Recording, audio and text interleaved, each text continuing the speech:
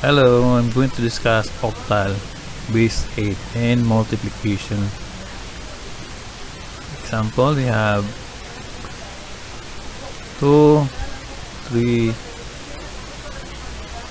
4.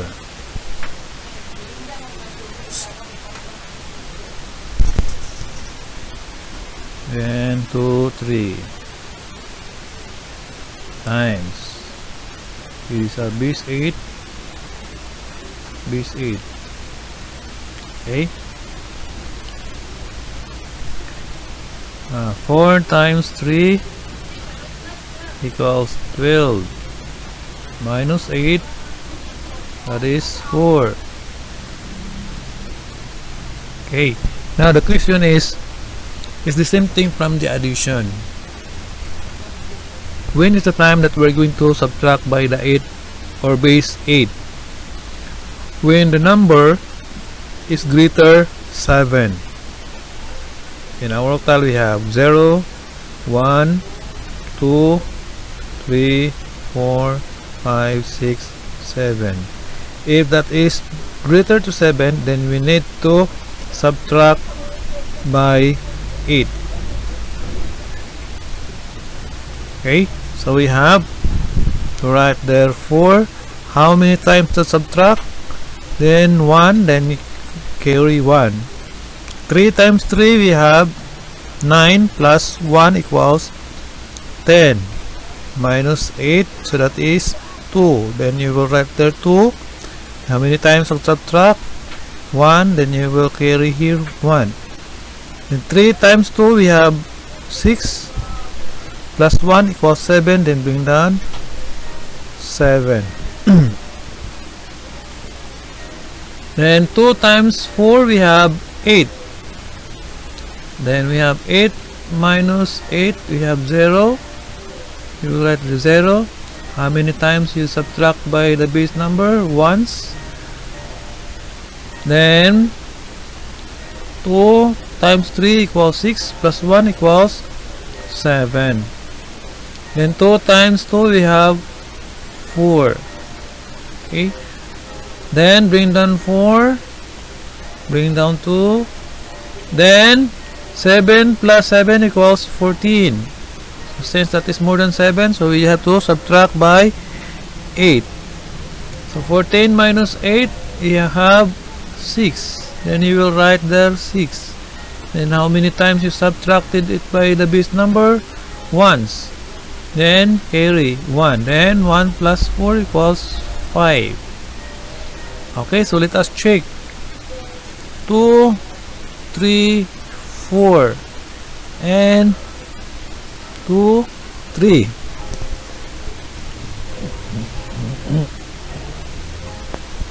We have 1, 8, 64.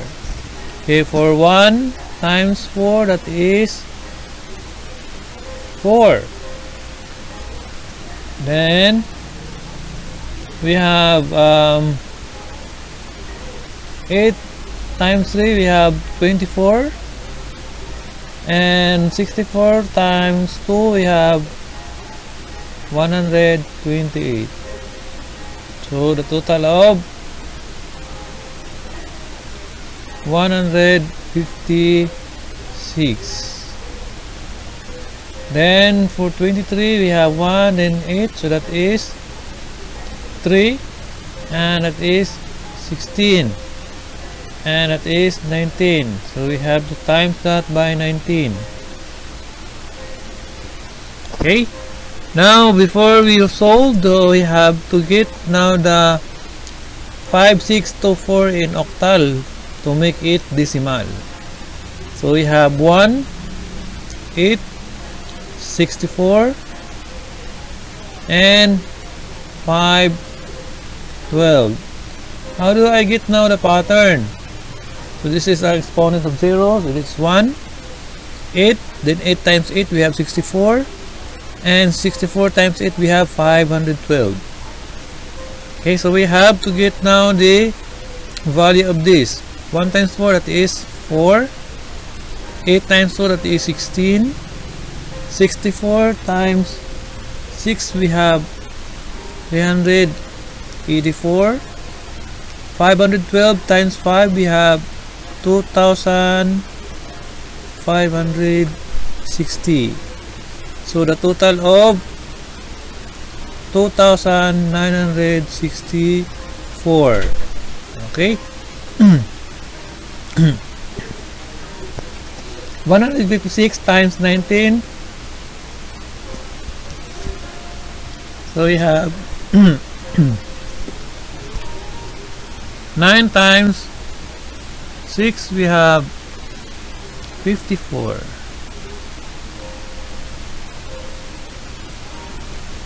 Mm, 54. Okay. Then 5 times 9, we have 45. Plus 5, 50. 9 plus 5, it is because 1 times 9 equals 9, plus 5 equals 14. Then bring down 6, 5, then 1. Okay. Then bring down 4, bring down 6, then we have 5 plus 5 equals 9, and we have 2. And they are equal. Meaning, the answer are correct.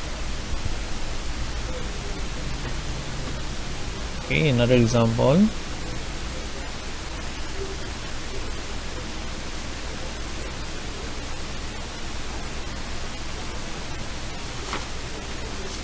Okay, like for example, we have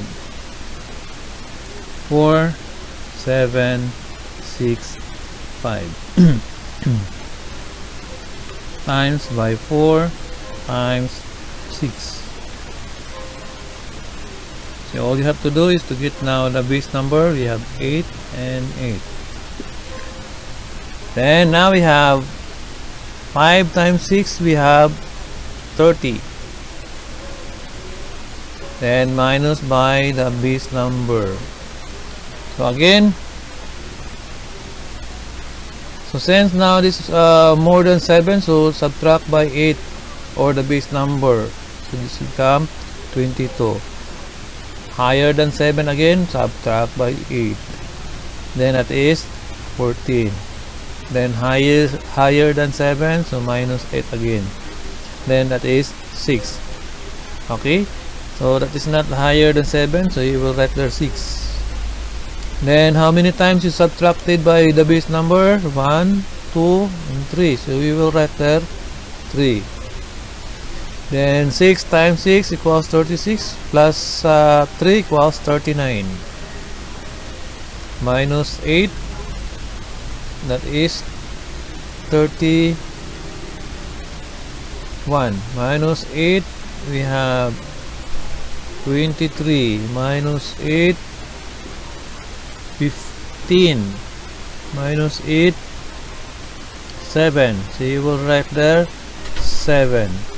Then how many times subtracted by the 8 number or base number? 1, 2, 3, and 4. Then you will write there area of 4. Okay.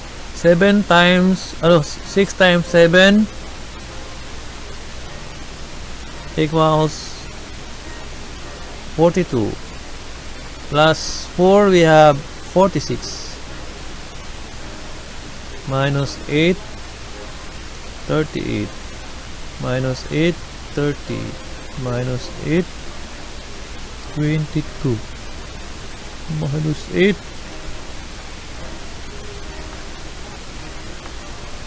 Okay, wait.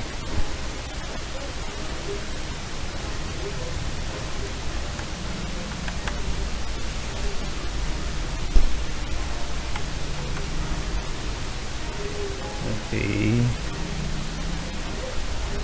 What happened?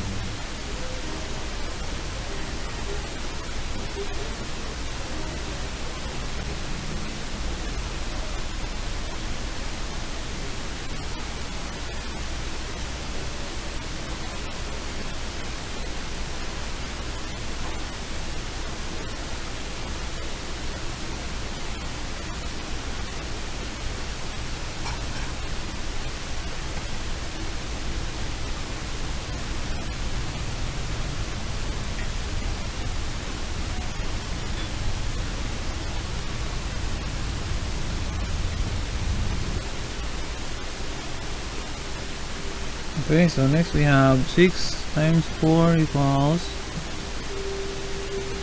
how many times? Because it is 1, 1, 2, 3, 4, 5, then carry by 5. Okay, so we have 6 times 4,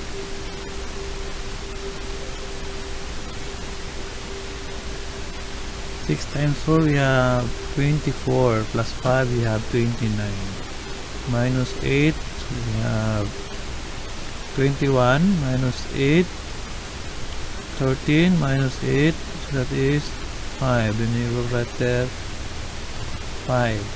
How many times you subtracted by the base number? 1, 2, 3. Then carry 3, so there's no other number, then bring down 3. Next we have 4 times 5, so we have 20, minus 8, that is 12, minus 8, that is 4, then you will write there 4. Then we have 4 times 6, wait lang, so we have 1 and 2, then you carry here 2. Okay, so we have 4 times 6 equals 24, plus 2 equals 26, minus 8, 18, minus 8, 10, minus 8, 2. You will write there 2. And how many times is subtracted by the base numbers? You have 1, 2, 3, then carry by 3. Then 4 times 7 equals 28, plus 3 we have 31, minus 8, 23, minus 8, 15, minus 8, 7, 1, 2, 3, then you will write there 3. Then 4 times 4 we have 16, plus 3 equals 19, minus 8, that is 11, minus 8, that is 3. You will write there, wait, we forgot to write number 7 here. Write the 7, and have 3. How many times you subtracted by the base number?